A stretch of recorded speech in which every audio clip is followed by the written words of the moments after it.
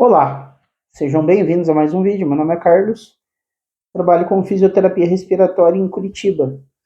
Hoje a gente vai conversar um pouquinho sobre o Respiron, certo? O Respiron é o aparelho das bolinhas, ele é bem difundido, bem utilizado,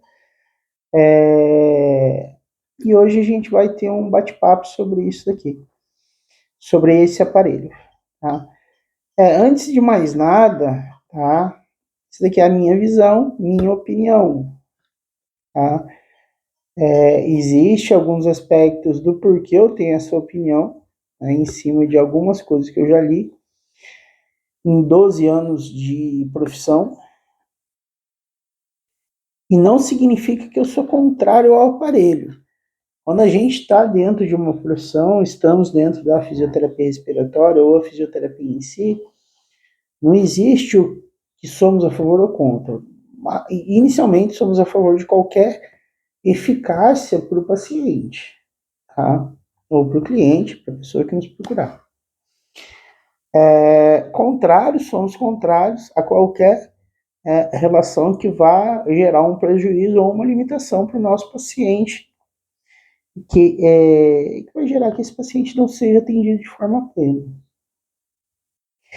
E isso não envolve só esse aparelho, envolve qualquer recurso que nós temos na fisioterapia respiratória. O diferencial não é o aparelho em si, o recurso, tá? Por isso que a gente fala muito em prescrição clínica, tá?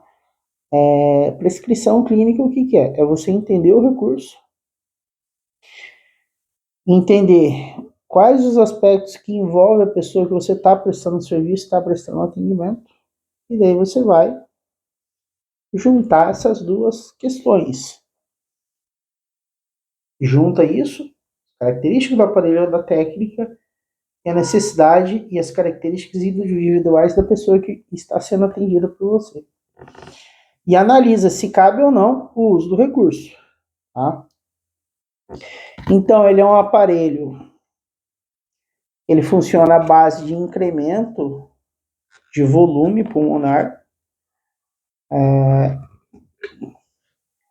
eleva-se as bolinhas. Inicialmente, tá? Tem muita gente que falou para mim que, na verdade, o erro era meu, que o aparelho funciona assim. Eu puxei o ar assim. Aí, foi alegado que eu estava usando o aparelho de uma forma errada. Aguenta aí no vídeo que eu vou pegar uma outra coisa aqui. Pronto. Então, já que é pra gente falar do uso correto, tá? É importante a gente usar o clipe nasal. Geralmente no vídeo eu não uso o clipe nasal porque isso me atrapalha a falar, tá? Mas o clipe nasal não está só vinculado ao Power Brief. O clipe nasal está vinculado ao uso do Respiron também. E principalmente o uso do Respiron. Estou falando isso porque tem um vídeo meu que eu estou justamente usando esse aparelho e falando sobre a execução correta do aparelho. Estou sem o clipe nasal. Daí tem duas pessoas, um coloca lá. E o nariz, eu tampo com o dedo? E a outra, nossa, legal, né? Um tutorial para uma execução correta, mas eu não sabia que parou de usar o clipe nasal. Então, qualquer recurso inspiratório que você vai utilizar, você usa o clipe nasal. Até mesmo expiratório você usa o clipe nasal. Então, clipe nasal e o aparelho.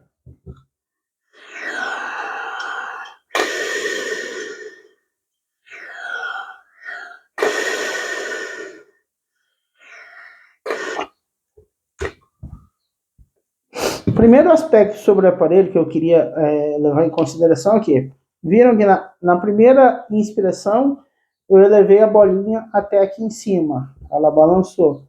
Segunda foi um pouco mais aqui e a terceira foi mais aqui embaixo. É claro que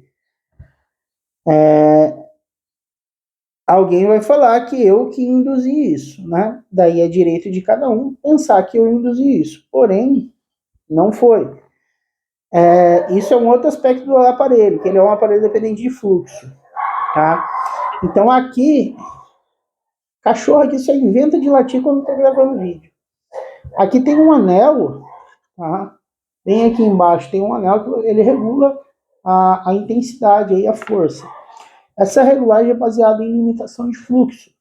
Esse aparelho funciona à base de fluxo de ar. Eu sou um sujeito que eu tenho uma limitação grande em fluxo de ar. Como que eu vejo isso? Lá no Power Brief K5, que eu me avalio.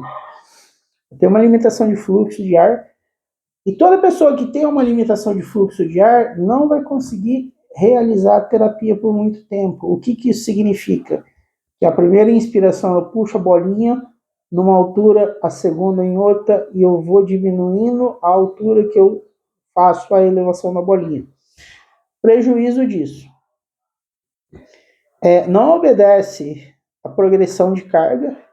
Se a gente propõe uma terapia com um recurso como esse, é necessário que a gente pelo menos mantenha o mesmo nível em todas as inspirações, que é o que acontece no Power Brief.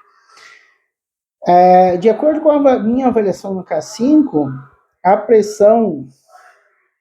Agora é o carro do sonho que está passando. A pressão ideal para eu gerar no aparelho gira em torno de 30 centímetros de água. Isso está regulado no meu Power Brief. Tá? Já aqui, eu sei que esse aparelho vai de 10 a 40. Tá? Isso está na caixinha do aparelho, mas eu não consigo elevar, e não é eu que não quero fazer essa elevação. É justamente essa limitação por conta de fluxo de ar. Mas o meu paciente consegue. Provavelmente o seu paciente não tem limitação de fluxo de ar, por isso que ele consegue. Tá? Então, o seu paciente vai lá, ele pega e sustenta.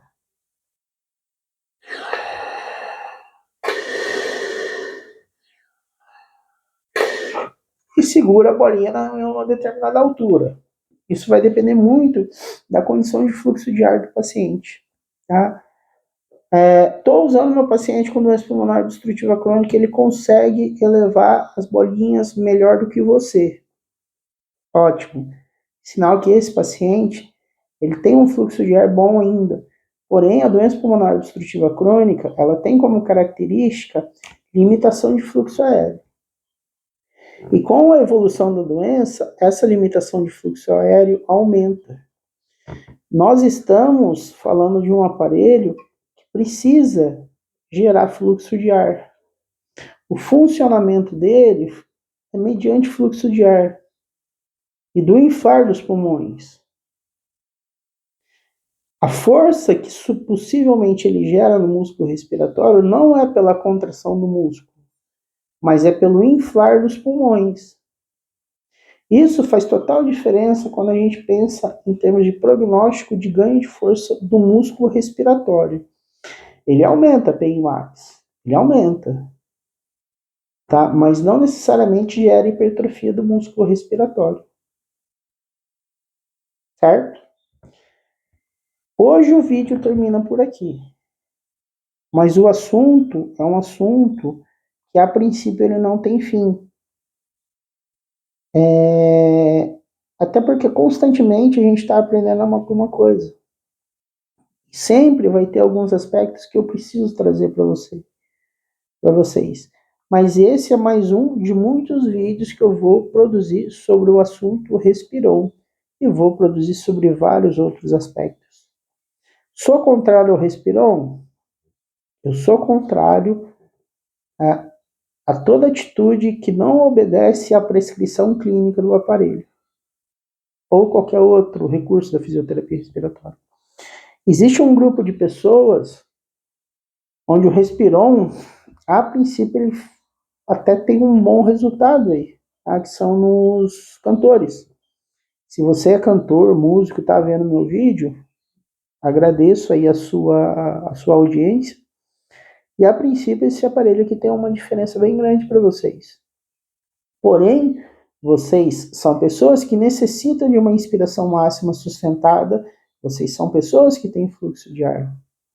Diferente quando a gente está falando de um paciente que nem sempre ele tem a capacidade de manter uma inspiração máxima sustentada e nem sempre ele tem fluxo de ar. E não é porque uma determinada pessoa consegue a execução do aparelho hoje que ela sempre vai conseguir, né? E eu não estou falando, mas vamos fazer o que aguenta, o que deixa de aguentar. Estou falando para escrever o aparelho em cima do que é as características da pessoa e o que é as características do problema que ela tem. Tá? Então, por exemplo, vamos usar um aparelho desse com uma pessoa que é um atleta, aí, um ciclista. O primeiro ponto que eu tenho a pensar, até que ponto a inspiração máxima sustentada vai ser viável para esse colega? Até que ponto uma prescrição que não obedece uma exatidão de carga vai ser bem aplicada a esse atleta? Assim também é quando a gente trabalha com esse recurso associado ao paciente. Tá certo? Acredito que vai haver algumas críticas aí, né? Deixem elas nos comentários. Curta, compartilhe o vídeo, se você gostou.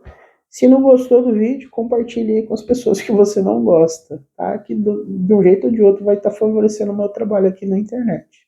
Beleza? Então, tchau para vocês, um grande abraço e até o próximo vídeo.